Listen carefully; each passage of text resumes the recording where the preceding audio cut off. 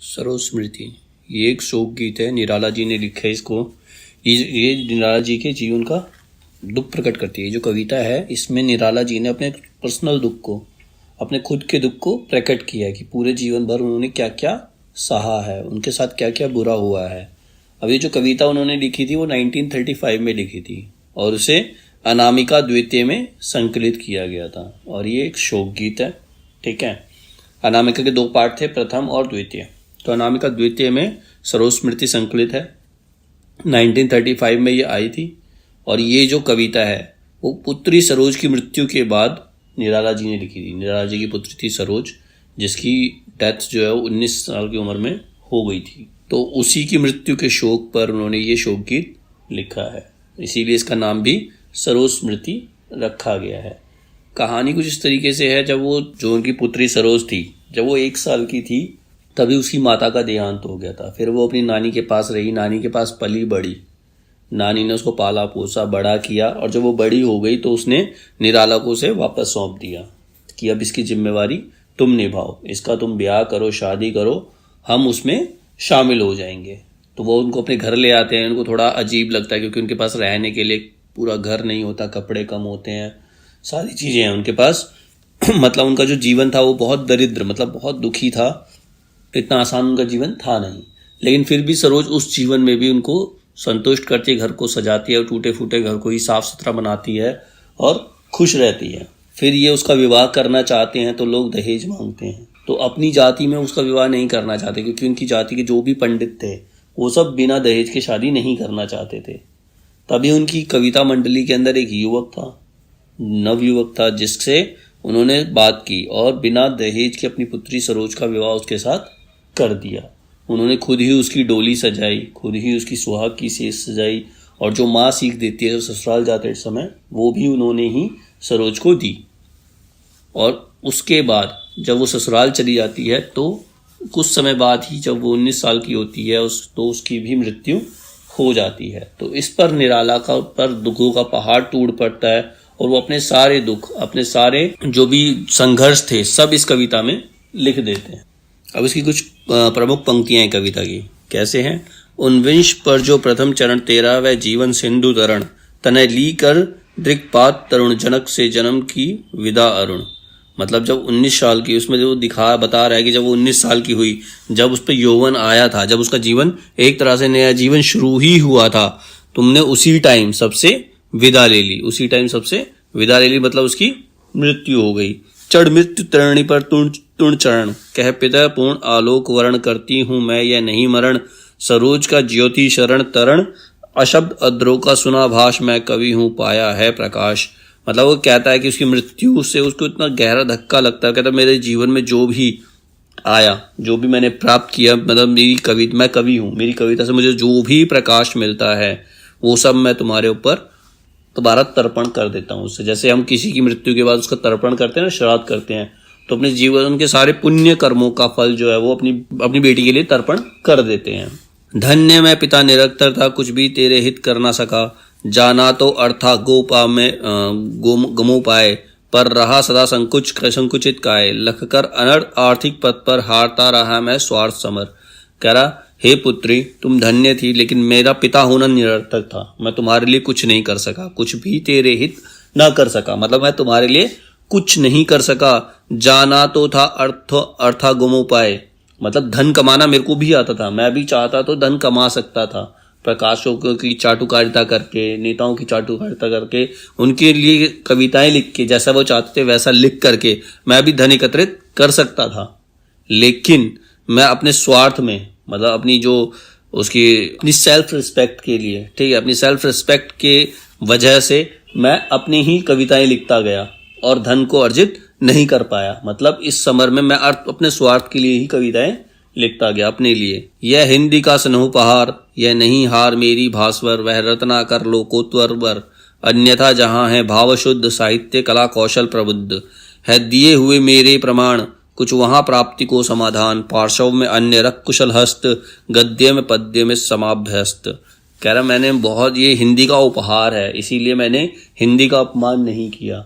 जैसी कविताएं लिखनी मुझे चाहिए थी, जैसा लोगों को सूट करता है, मैंने वैसा ही लिखा, मैंने सब कुछ वही किया। मैंने गद्य पद्य में समाज को दिखाने का प्रयास किया, जो कि प्रकाशकों को पसंद नहीं आया, जो वहाँ उस समय के लोगों को पसंद नहीं आया। देखे वे अस्ते हुए प्रवर, जो रहे देखते सदा समर, एक साथ जब सत घात पूर्ण, आते थे मुझ पर तुलय तूर्ण। देखता रहा मैं खड़ा अपल, वह शर शेप वह रण कौशल। कह रहा मैंने भी बहुत आते जाती चीज़ों को देखा है, बहुत सारे युद्ध भी देखे हैं, बहुत सारी लड़ाइयाँ भी मैंने देखी हैं। शतघात गुण मतलब ऐसे लोगों ने मुझ पे ऐसे लालछन लगाए जिससे मेरा हृदय शत विशत हो गया। मुझे चोट लगी, मुझे हृदय पर चोट लगी, लेकिन मैं फिर भी खड़ा रहा, उन घावों को सहता रहा और युद्ध भूमि में मैं डटा रहा। तू 1.25 साल की जब कोमल, पहचान रही ज्ञान में चपल, माँ का मुख हो चुंबित क्षण क्षण, भरती जीवन में नवजीवन, वह चरित पूर्ण कर गई चली, तू नानी की गोद जा पली। कहता तू जब 1.25 साल की थी, जब 1.25 साल की हुई थी, 1 साल 3 महीने की जब हुई थी, तो तू लोगों को पहचानना शुरू कर रही थी। लोगों को जब तू पहचानना शुरू कर रही थी, अपने माँ को जानना शुरू कर रही थी, वो स्नेह से तुझे चूमती थी और तू सबके जीवन में एक नव जीवन भर देती थी। तो उसी समय तेरी माता की मृत्यु हो गई, उसी समय तेरी माता की मृत्यु हो गई और तू सीधा नानी के पास चली गई। फिर तेरी नानी ने ही तुझे पाला बड़ा किया।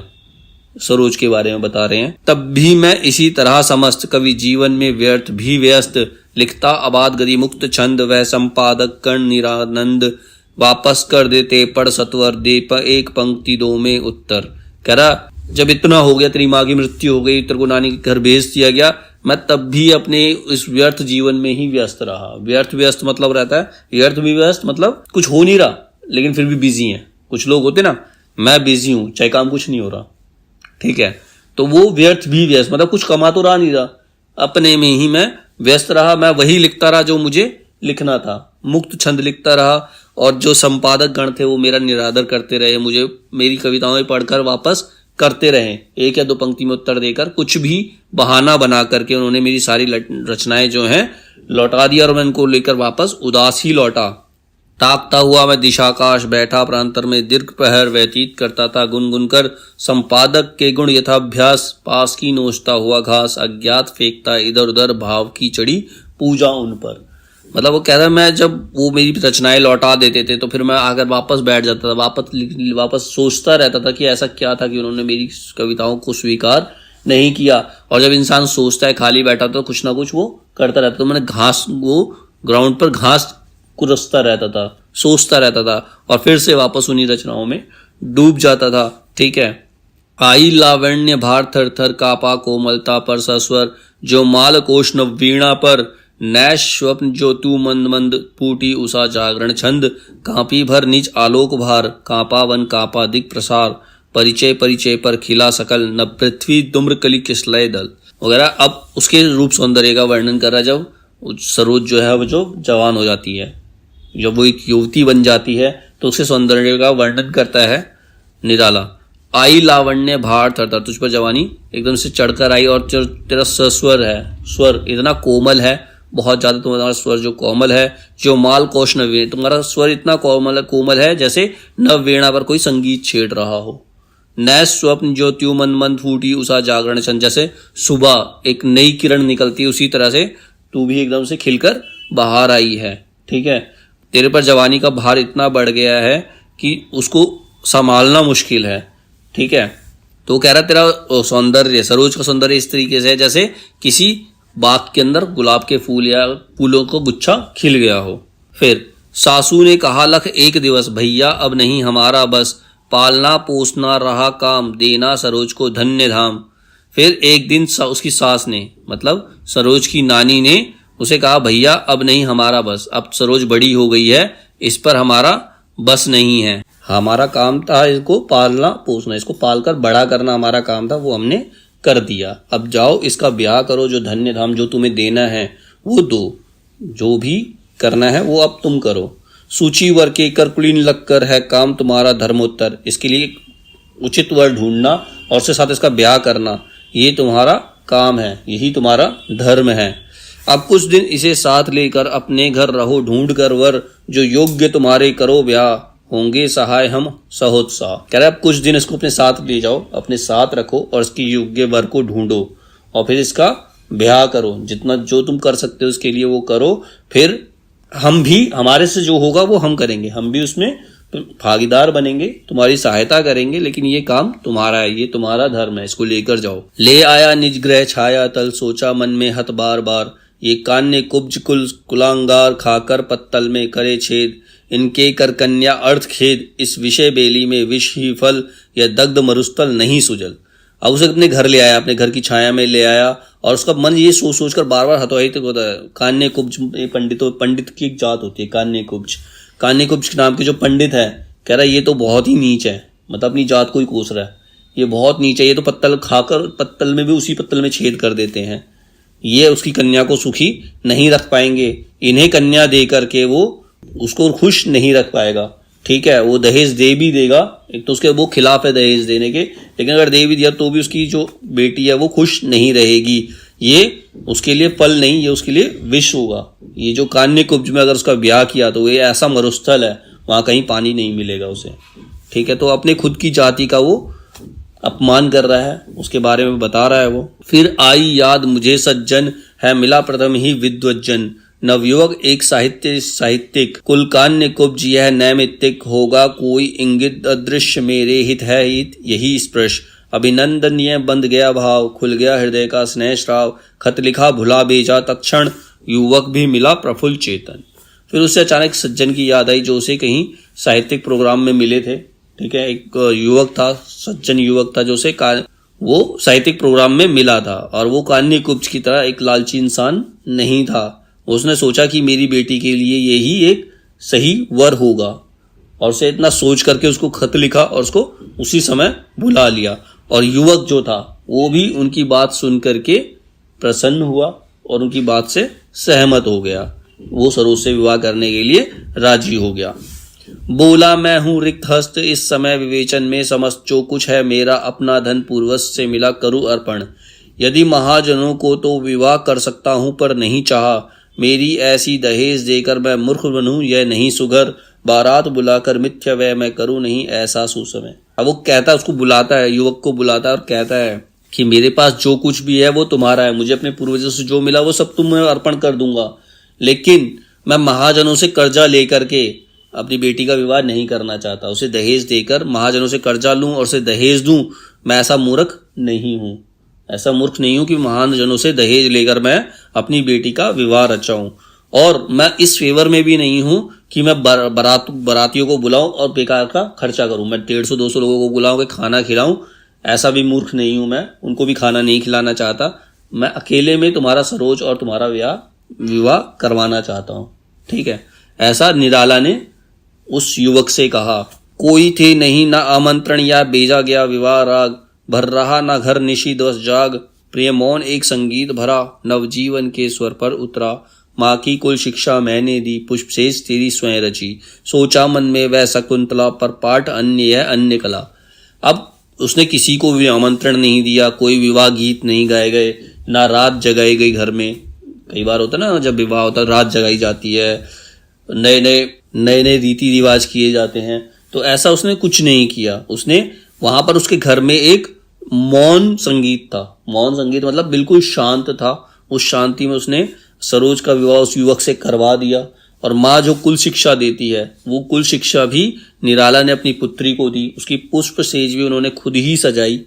सोचा मन में वह शकुंतला, पर पाठ अन्य या अन्य कला।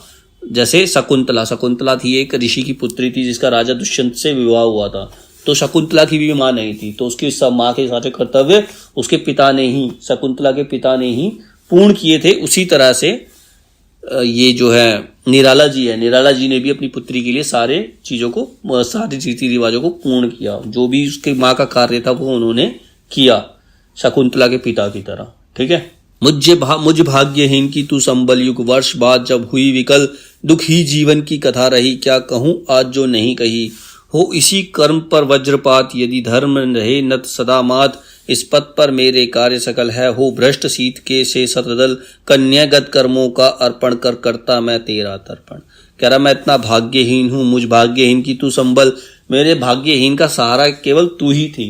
अपनी पुत्री से कहता मेरे जीने का सहारा सिर्फ तू थी।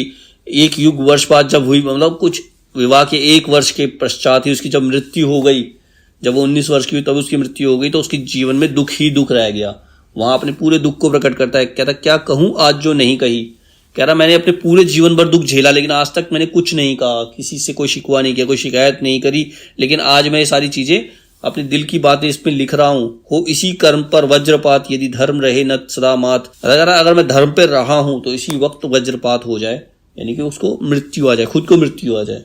यदि धर्म रहे नत सदा मात, इस पद पर मेरे कार्य सकल। अगर मैंने कोई धर्म कार्य किया है पूरे जीवन भर, पूरे जीवन मैंने कोई अच्छा कार्य किया है, तो वो सारे कार्यों का पुण्य कर्म जो है वो तुझे मिल जाए। मैं अपने सारे पुण्य कर्म तुझे अर्पण करता हूं और उन्हीं पुण्य कर्मों से मैं तेरा तर्पण कर रहा हूं। तो ऐसा वो निराला जी कहते हैं और ये कविता खत्म होती है।